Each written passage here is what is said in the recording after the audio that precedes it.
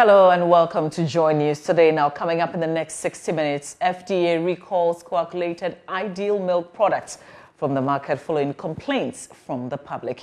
We have details from that press statement issued by the authority and the rights of the consumer with the advocates.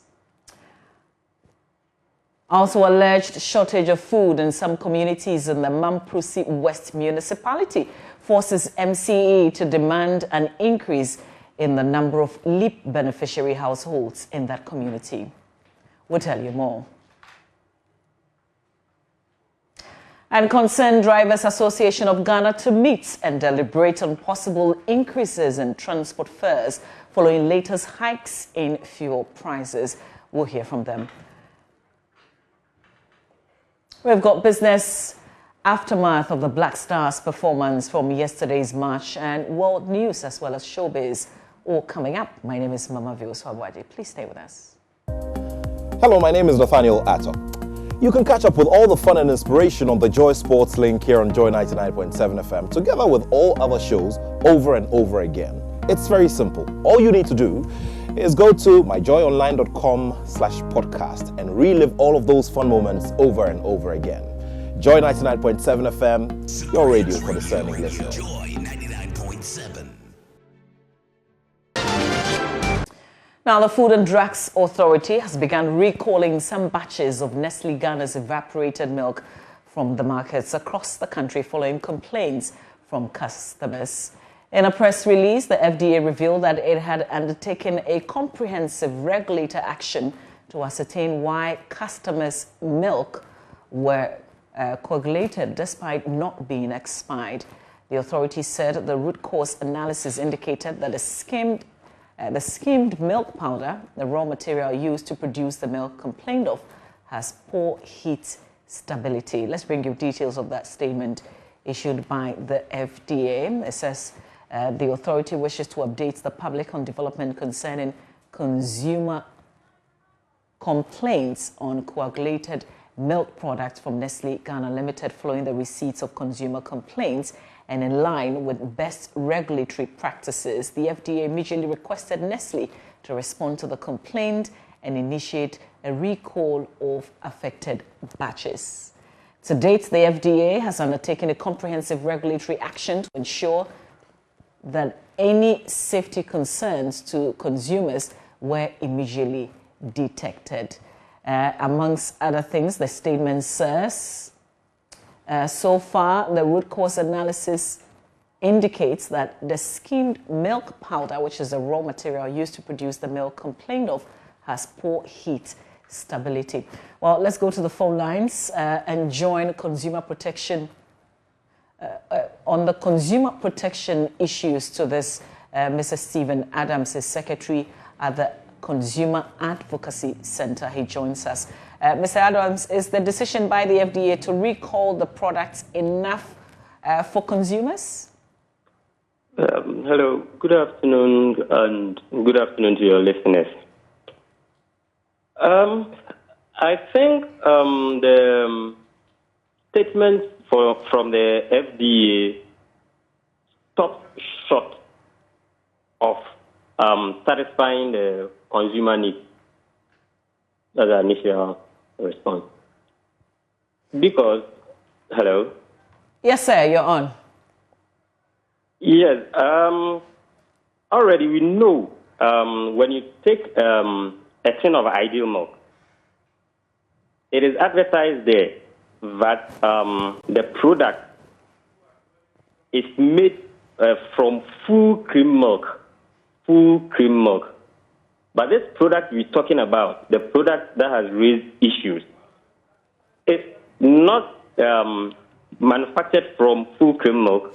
Okay, so on that bit, I've taken my time to look at what has been advertised in terms of what is on the cover of the tin itself. Yes. And it doesn't exactly say that, but I would look for exactly what it says in terms of the raw materials, which translates to powdered milk, apparently. Full cream milk and reconstituted evaporated milk cannot be the same. Yeah, please go ahead. It is advertised on the product that it is, they use full cream milk, right? Hello? Yes, Mr. Adams, we're listening to you. Yes. On the product, there is full cream milk. But what the FDA statement is talking about reconstituted evaporated milk. So straight away, there are issues with the Nestle product.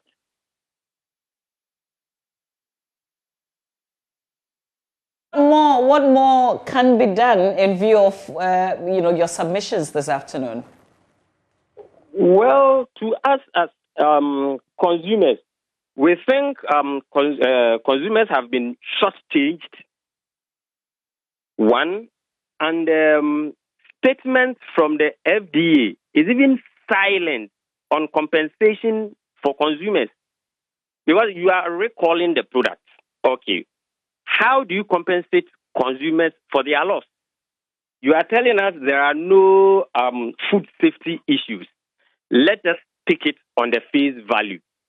On the face value, no food safety issues. What happens to what they have lost monetarily? How do you compensate them?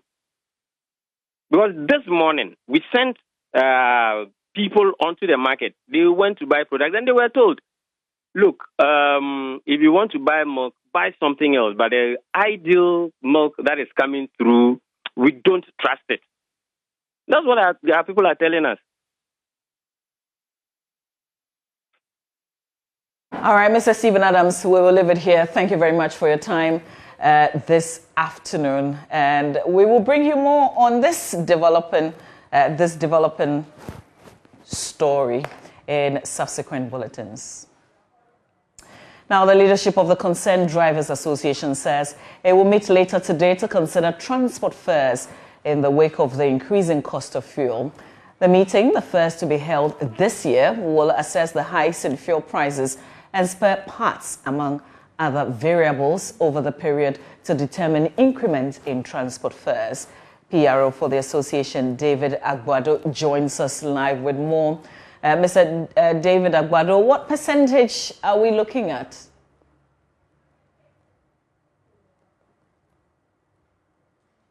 Hello, Mr. Agbado, if you can hear me, I'm asking in terms of the increment, what percentage you're looking at?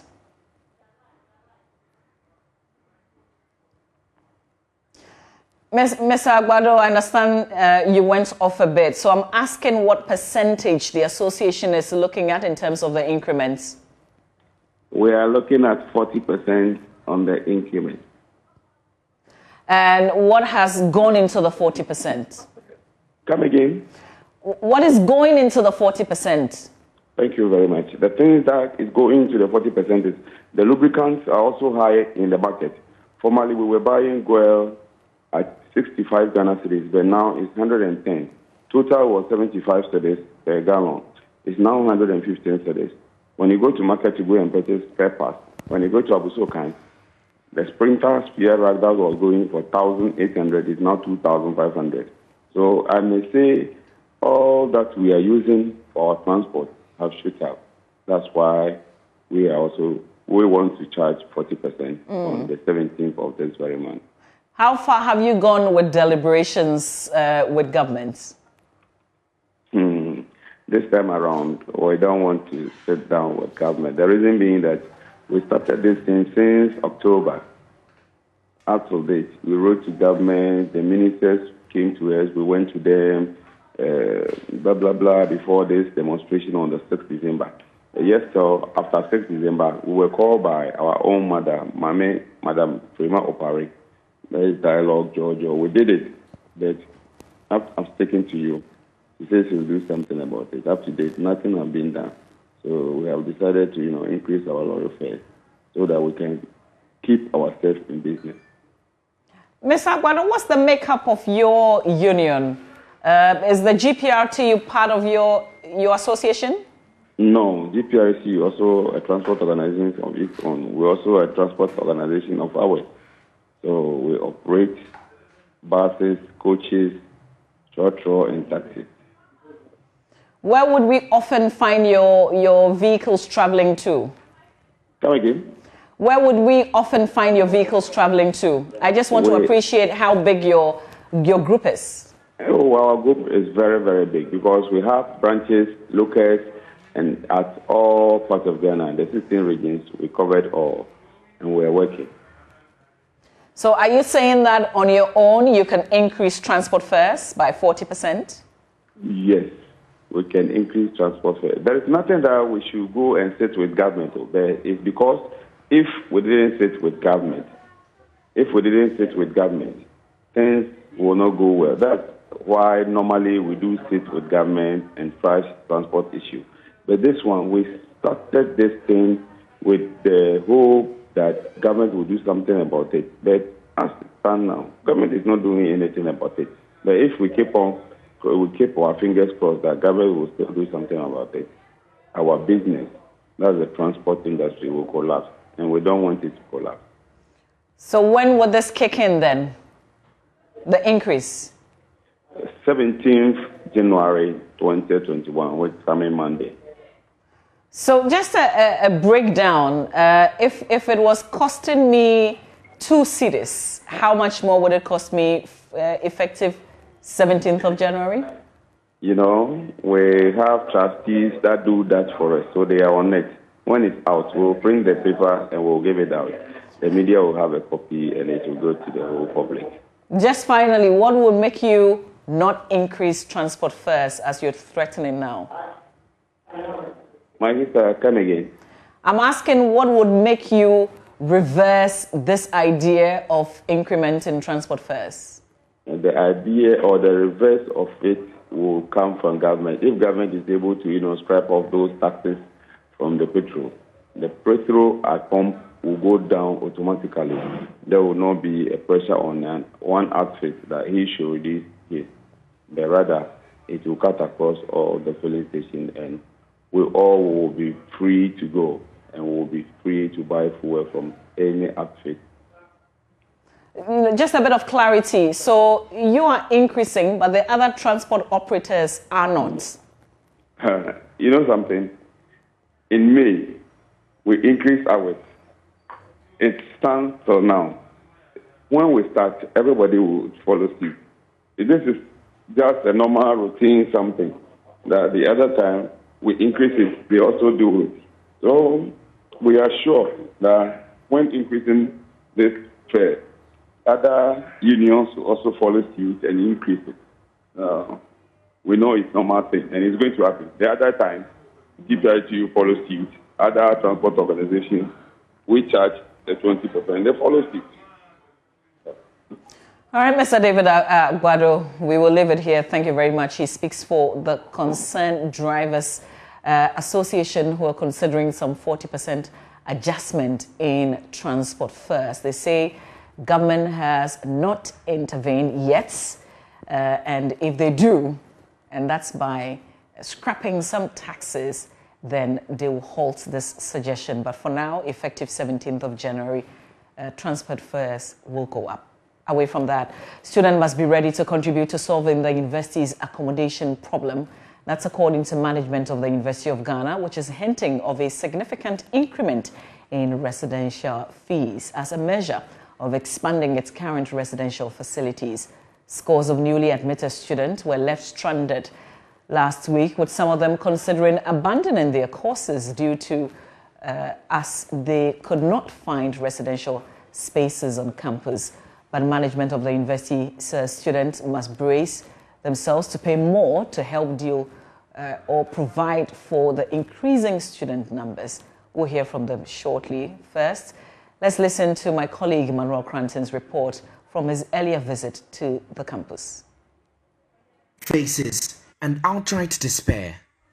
The most obvious expressions worn by the many frustrated students who, just like their mates from the year before and the ones before that, cannot find accommodation after gaining admission into the University of Ghana. I was happy, like when I had the admission to study at this university, because it was my dream university.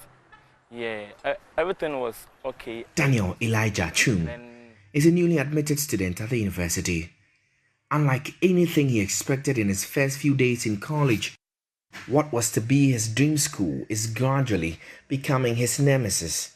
He's only one of the many freshmen who are struggling to secure a spot in the limited residential facilities on campus.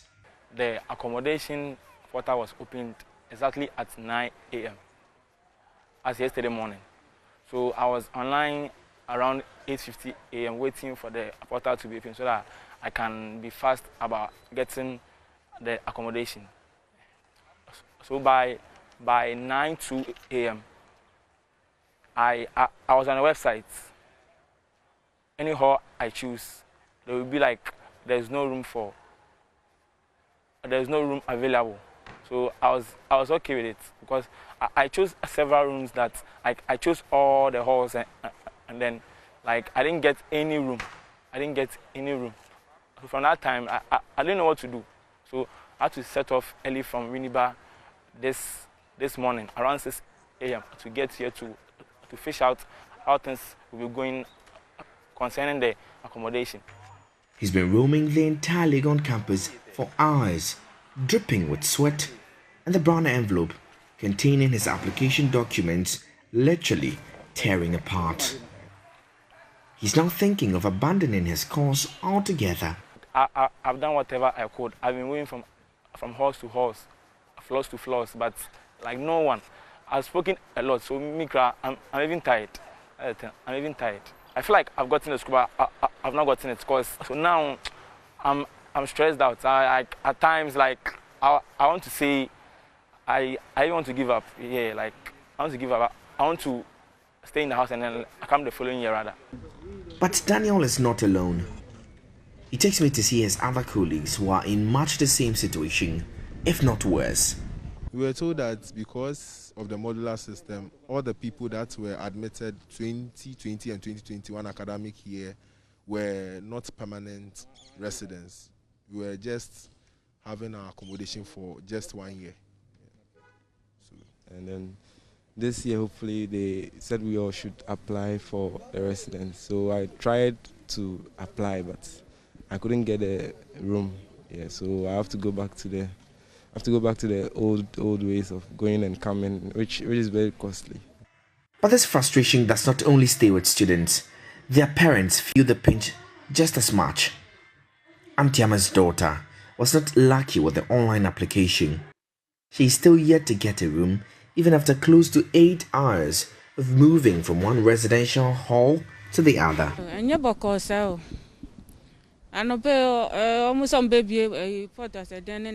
Things are not well. They said the portal was to be opened at 9 a.m., but we tried and couldn't get access. Now they say the rooms are all taken, and we are coming all the way from Winneba.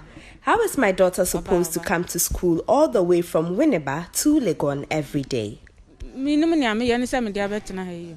And the story is same for thousands of other students and their parents. Indeed, most of them have had cause to explore off-campus options. Some of them are fortunate, and others not so much. Outside campus, to try our luck whether we'll get a hostel. So we chanced on one kind of uncompleted building, but it has been, a little touch up on it, and it's quite okay. We saw some of the students there, so we also tried to go there and then make inquiries.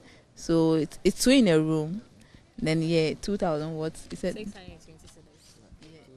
620 cedis. Semester. Can you imagine? 2,620 cedis for one person. Yes. Now, with each passing admission window, the accommodation crisis here at the University of Ghana only gets worse. But how many more Daniel Elijahs will be forced to abandon their entire university dreams owing to lack of space? Will this be the year that university management deals decisively with this problem? Yes, so maybe this could be our last time of reporting on this problem. For Joy News, my name is Manuel Kranting. Well, the university is meanwhile asking students to brace for an increment in their residential fees. Dr. Wiafia Kenteng is head of halls at the University of Ghana. Let's take the new Vikings building, that is Saba. I'm told that 2 in a room is 7,000 and they were oversubscribed. Sometimes you ask students to pay more, you ask parents to pay more, and it becomes like we are going on a looter. And I think that if we continue to pay this 510 per semester for traditional halls, we are not going to make much progress. So my appeal is that in as much as we understand that our pockets are not enough, since education is important, we need to concentrate on that and be willing to pay more so that existing facilities could be not only improved and enhanced, but probably to help us to put up new ones. For instance, Legon Hall, we have space for Legon Annex C. Annex D, we have C already, but we don't have the funds. But if students will be willing to pay a little bit more. Now, the West Mamprosi Municipal Chief Executive, Aremea Somo Laki, has appealed to the Ministry of Gender, Children and Social Protection to increase the number of LEAP beneficiary households in the municipality. According to him, the expansion of the LEAP beneficiaries has become necessary due to the increasing number of extremely poor household communities where many inhabitants are struggling to feed their families. The MC made the appeal at the community of Beo, where he led a delegation on a working visit following reports of shortage of food, which was said to have led to the death of some orphans. There's more in the following report.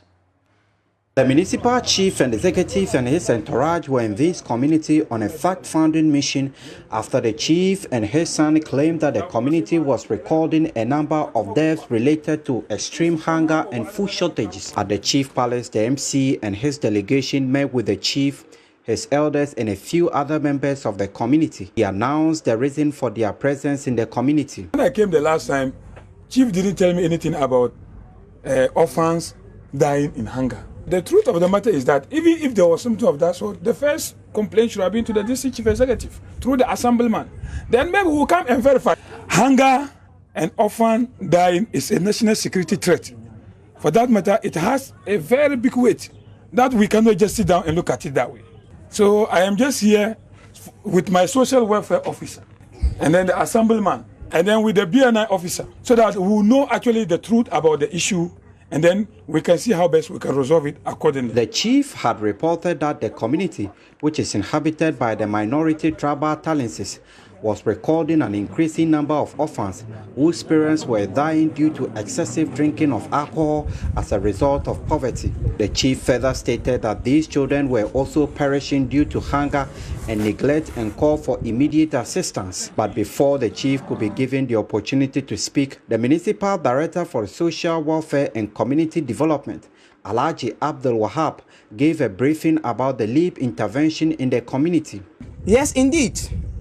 Our database shows that Bio was having 46 orphans as at the time of the data collection. And out of the 46, 20 were females or 20 were girls and 26 were boys. And the elderly, the aged above 65, there were 30 in this community. The PWD were 11. Infants were 18. So this is the database we have at West Mamprosi. And the essence of this LEAP program is to smoothen consumption. So if we are implementing LEAP in this community and we've been paying LEAP to this number of people in this community and the focal person has not reported to the office that people are dying out of hunger when LEAP program is still there and they are still taking it, then that was what bit my imagination, and I told MC no, unless we come and hear from chief and the community. The chief, Bilrana Mbe Ntima, repeated his claim before the MC and his delegation, saying he spoke out of goodwill and only wanted assistance for his people.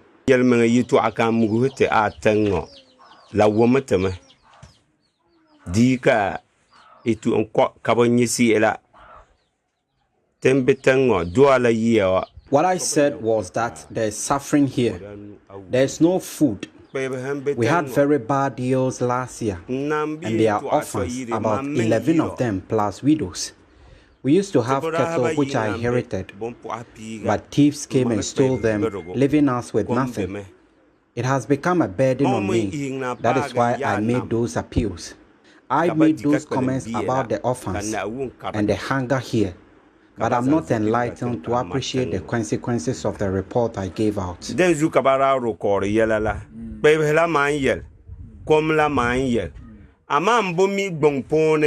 So mambo bangsi el kara mense mambo mi dongo mandatu afable basong. In response, the MCA, while calling on the Ministry of Gender, Children and Social Protection to intervene urgently, promised to facilitate the inclusion of the community into the school feeding program to reduce parents' burden and encourage children to go to school. I want to appeal to the Ministry of Gender, Social Protection, that they should expand the leave beneficiaries, not only to the community, but to the entire municipality. West Mamprusa has overgrown, and we have a lot of aged people that will need the support. I also want to plead that the amount given to them should also at least increase, so that at least, even if not for investment, but it should be enough for feeding. I think that will also come to solve the problem. Last year when I came here, I made an appeal that I have to add their school to the school feeding program. So it is part of the schools that we have forwarded to be given a school feeding program. So that maybe one of the things that will also motivate the children to be going to school is when they get the one hot meal. Hundreds of residents of Kodra in the North Tong districts of the Volta region have given the Inspector General of Police a 7-day ultimatum to call to order land guards in the area. The residents say they have lost their farm jobs and their property to the activities of the land guards. They allege that the police in the districts have teamed up with the land guards to destroy their properties. Some of them have been speaking to Joy News. Since 2017, there has been some happenings in Podre, of which we did our best to put a stop to it. But due to the 1992 Constitution, we cannot put the law into our own hands. So therefore, we've been reporting the issues to the authorities, the law enforcement authorities. But in actual fact, the police are not helping us in the area. Whatever report we give from the district, from the police station through district to region, nothing has been done about it. At times when attacks have been effected on the people, some of the people in the community, they rush to the police. They will just ask them to go. They will not even record their, receive their complaints. And again, sometimes they will take the complaints, but they will not work on it. And if you are denying someone a justice, you know what will happen afterwards. Are we Ghanaians? Are we also binded by the 1992 Constitution? Are the police doing their work? I don't think so.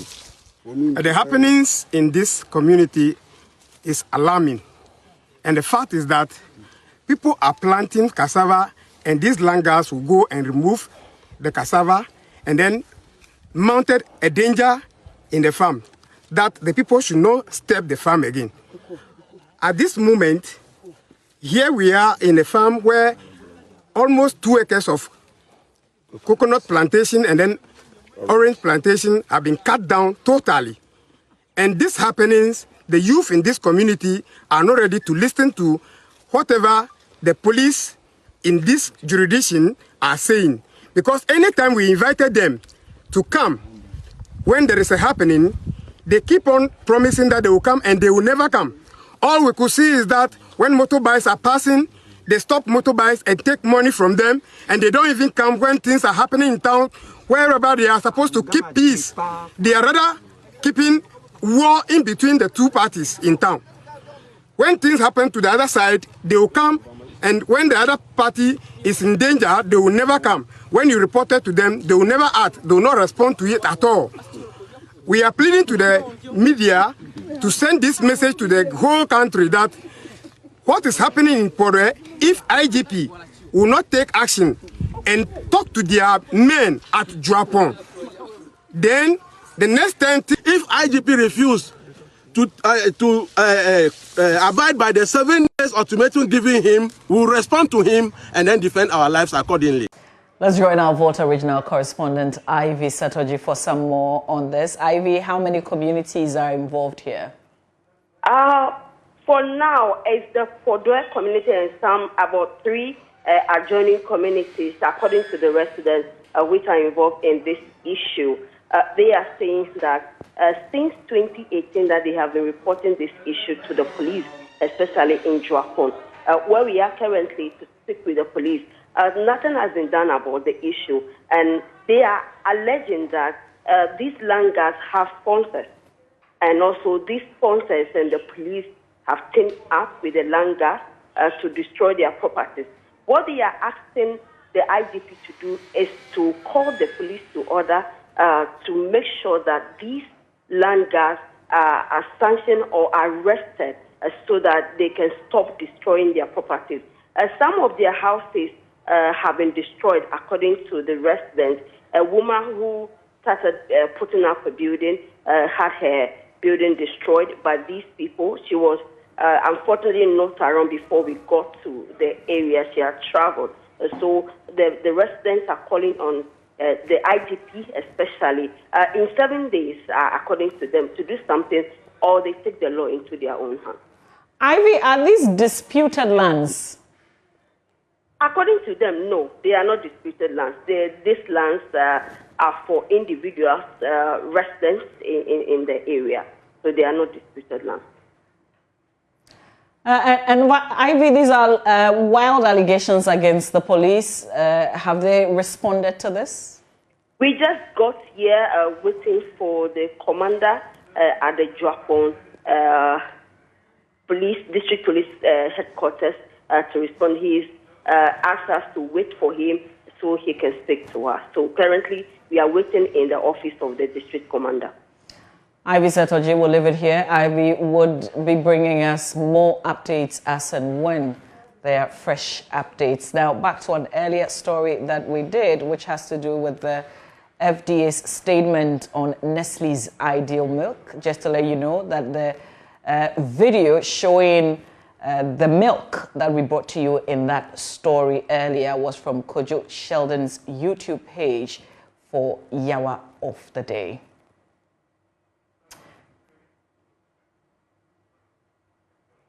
And on that note, we take a breather. Business is coming up shortly. What's up, guys? My name is Sammy Forson, host of the Weekend City Show and Ignition right here on Joy 99.7 FM. Well, anytime you happen to be busy and you miss out on your favorite shows right here on Joy FM, here's what you can do. Log on to myjoyonline.com/podcast. Just go on there and you'll find all your shows on demand 24/7. There you can catch up. Remember, Joy FM remains your radio for discerning listeners. Hi there, good afternoon. Welcome to Business. My name is Darryl Kwao. The Bank of Ghana's decision to increase the amount of dollars it plans selling on the forward auctioning market is yet to impact the market. Joy Business's checks indicate that demand for dollars from businesses over the past week is still on the high side despite this announcement. George Yafe has the rest of the story. For some analysts, it was their expectation that the announcement by the Bank of Ghana should have affected the market in terms of dollar demand. But maybe it appears things are yet to settle based on the assurance coming from the Bank of Ghana. This is because the central bank for the first quarter of this year is increasing the amount of dollars it will be selling on the auction market by $150 million. The regulator is also increasing what it will be selling per auction in a month from $25 million to $75 million. This should have brought some market assurance to those businesses that had concerns with their dollar requests to the Bank of Ghana not being met, especially for those that are participating in the auction market. Others are of the view that maybe they are waiting for the first dollar sale this month before the market reacts. It is also expected that this move should help in stabilizing the Ghana cedi, at least for now, in a year that several projections are forecasted for the depreciation for the local currency. Meanwhile, some banks say the Ghana cedi depreciated by 7.1% against the US dollar last year. This is higher than the 3.5% posted in 2020. Some of these bank treasurers that Joy Business have spoken to still expect some challenging times for the Ghana cedi this year. Now, in its first trading of the year, the sale of government's treasury bills was marginally oversubscribed by 5.6% to the tune of a little above 1.03 billion cedis. At the same time, interest rates remained stable from last year. This next report looks at the auctioning of the short-term instruments which support government budget.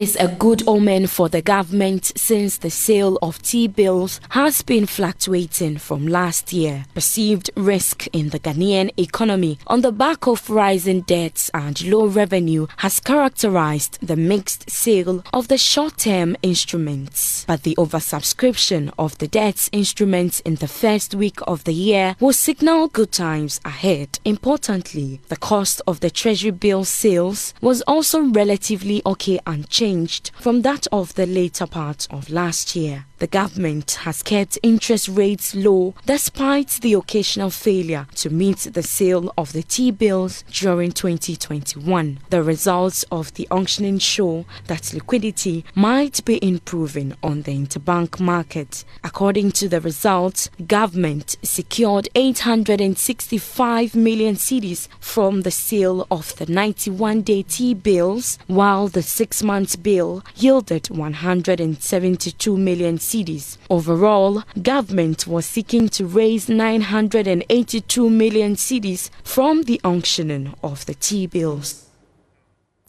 Some news are coming into us. Cocoa carriers have called off their strike action after a meeting with the management of Cocoa Board and the Cocoa Marketing Company over an increase in wages and improvement in working conditions. There appears to have been a consensus reached. Meanwhile, Cocoa Board says it will continue to engage with contractors and the cocoa carriers to find an amicable solution to their concerns. Here's Head of Public Affairs at Cocoa Board, Fifi Boafo. It is for us to continue to engage and based on that, see how we are able to get an improved conditions of service. Yes, these concerns have been forwarded to management. We'll look at it and then we shall engage them. Are you willing to give them the decision to pay my HR class, they said ability to pay is important. So we'll continue to engage and let them understand where we find ourselves. So we believe that we should be able to have an understanding as to whether or not, by insisting that a specific amount must be paid, is the way to go. We've listened to them. We've looked at the numbers. Based on that, we've had a reasonable adjustment to how much they are asking for. There are those who believe that it is still too small. But of course, we all have expectations, and we shall engage as to whether or not those expectations can be met. And we'll have more on this story in 20 minutes on the marketplace. Do stay tuned. Up next, sports. Hi, this is Lexus Bill, host of Drive Time on Joy 99.7 FM. Listen, you don't have to worry if you miss Drive Time or Personality Profile. It's going to be live on our podcast page. Just log on to www.myjoyonline.com/podcast. You can listen to Drive Time, Personality Profile, and any other of your favorite shows on Joy FM on that page. You don't have to miss a show at all. Joy 99.7 FM, radio for discerning listeners. We do sports now on Joy News today. I am Muftau Nabila Abdullahi. Ghana began their African Cup of Nations campaign on a disappointing note, losing 1-0 to Morocco in Group C fixture. Head coach of the team, Milovan Rajvaj, was accused of leaving his substitutions late when Ghana had an opportunity to win the match, but he says he didn't want to make unnecessary changes that would affect the structure of the team because he had the game under control. It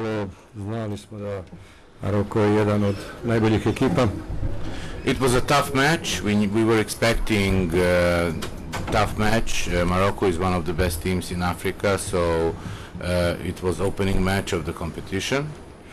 Mislim da su oni bili malo srećni, da su pobedili utakmicu, mi smo imali tu neke šanse koje su bile baš dobre, mi smo uspjeli da damo gol i kad sam mislio da je sve gotovo, neshvatljivo je kako smo primili gol. We didn't use our chances today, and I think Morocco team was a little bit luckier in the end. When we were expecting that the game is coming to a close, you know, this happened, so ništa, čestitam Maroku. Ima dve utakmice, zadovoljan sam sa igračima, zadovoljan sam sa igrom.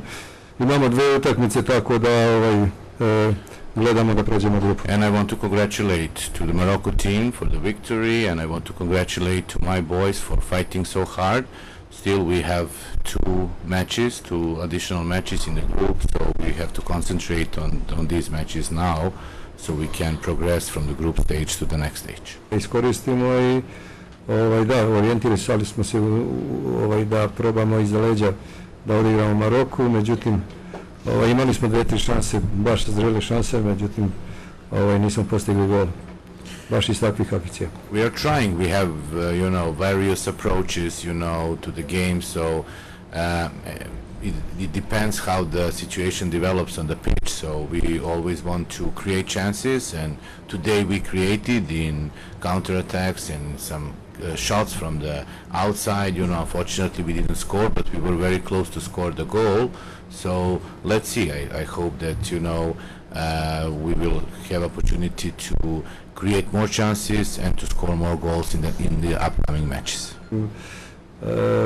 Svi su stajali dobro, sve je to teklo, međutim pad koncentracije sigurno da je bio kod primljenog gola. Kažem, ja nisam baš dobro video sve to kako je ispalo, ali vidjet ćemo, tako da mislio sam da je sve zatvoreno i da tu nemamo nikakvi problem.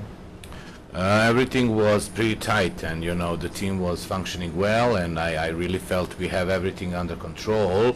I have to analyze the goal we conceded, so I can say more about, because everything was going well, so there was no need to make some unnecessary changes, because up to the moment we conceded the goal, we had the full control in the match. For Andre Ayew, he says that the outcome of the match was a disappointing one because Ghana lost a fixture he believes they could have won. However, he's confident he and his teammates will redeem themselves in subsequent matches in the competition. I've been feeling well for the past 2 days. I wanted to play. My colleagues wanted me on the field, so I did everything to be on the field. We have been waiting for this moment for 3 years. So yeah, unlucky to add to that the cut, but it's football. No problem. We are very disappointed to concede in the last minutes. I think we showed a solid team. This is one of the favorites of the tournament. We went head-to-head with them. I'm very calm and I'm very confident that we will go to the next stage, and that's why we're here. No, I think we can get through, and we will get through, because it's our duty. We will make sure that we get to the next stage. But like you said, we lost the first game. It's not something that we were expecting, but we are going to go back to the hotel, rest, and really.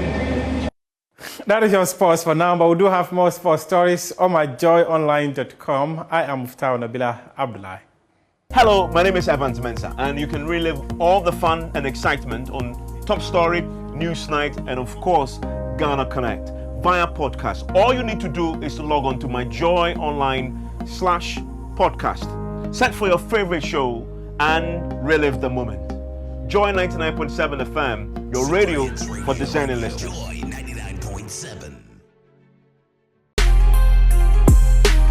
Good afternoon, welcome to Showbiz here on Joy News Today. Now, award-winning actor, now 10, evangelist Majid Michel, says he wouldn't be who he is if not for his wife. According to him, his wife has been very instrumental in his career and believes God made her specially for him. I won't be Majid Michel if it wasn't for my wife. Wow. That's a bold statement. Yeah. What does it mean, though? She's a center and the core of my support. You know, men don't like coming home late at night to an angry wife. You know, I go on set. I come home very late. You know, I sometimes I leave before. Sometimes I'm not even at home at all because we are lodging in a hotel. You know, and men, you see. People think, or most women think, if I sleep with him and I do the sex right, I'll catch him. Men don't stay because of sex. You know, if they say if sex was what keeps every man, all prostitutes will be married by now. And there'll be no prostitution because once you have she gives you good sex, you get married to her. But it's not the sex that keeps us. It's that extra thing that makes a man stay at home. You know, and without my partner, I don't think I'll have the peace of mind if she couldn't take everything I was doing. I kiss people on screen. Is that for real? I do explicit sex scenes on screen. Away from Majid, multiple award-winning musician Kofi Kinata has revealed his purpose is to impact positively with his craft, hence his unique style of writing. Speaking on E-Vibes, the Digress hitmaker says he has no plans of wasting the time of his fans with unnecessary content. I would say that is talent. That is talent. Before you go to school, you have your own talent. And sometimes when you are lucky, the school helps you. Like the school shape you up. Yeah. So I would say that would be talent, and I'm the type that I wouldn't want to do anything. Like I just want to be different, even if people will hate me for that. Yeah, I don't want to do what everybody is doing. Yeah. So I put a whole lot of things into consideration. Looking at where I'm coming from, where I took you with you, you know. Yeah. Yeah. We're not doing bad like that, but we are not there. Yeah. So yes. It makes me feel like if I'm singing, then I have to make sure my music is bringing like hope to the hopeless, comfort, like advising and at the same time entertaining, because I've seen a lot and I'm still seeing a lot. So yeah, I don't feel like when I do a song with no content, I feel like I'm wasting. I don't know, I'm wasting my time or I'm wasting the time of the listeners, because there are a whole lot of things to be talked about. Like, yeah. On that note, we end Showbiz here on Joy News Today. My name is Becky. Hello, I'm Dori Nando. You can catch up with all the fun on the Cosmopolitan Mix and on all our shows via podcast. Just go to My Joy Online podcast and search for your favorite show and relive those moments all over again. Only on Joy 99.7 FM, radio for discerning listeners. Joy 99.7. Well, that's it for Joy News Today. For more news, please log on to myjoyonline.com. On behalf of the production team, we thank you for watching. My name is Mama Vio Swabwaje.